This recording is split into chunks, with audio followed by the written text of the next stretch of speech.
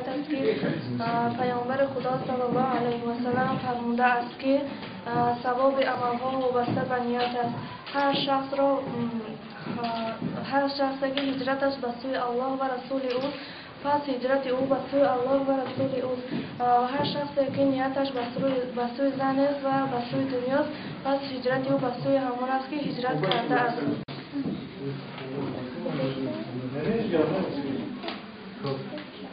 چرا شما می‌دونید که در اختیار کردید؟ علم‌های دینی اسلامی. پدر و مادر رو می‌خواست که رغبت کنید. درجه اصول و قواعد جدا و قواعد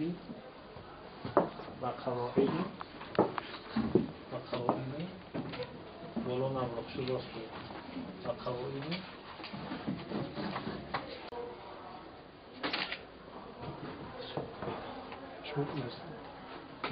هدف از آمدن این دانشکده اسلامی برای ما هم فنهای دینی خواندن و هم فنهای دنیوی خواندن است.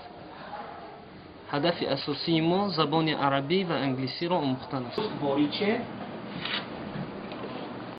مایکروسافت آفیس پاکا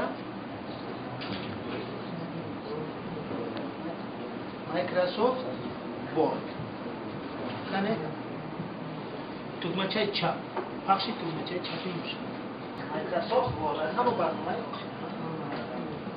کار آموده شد مایکروسافت ورد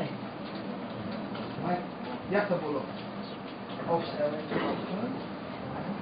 مایکروسافت آفیس پروگرامی.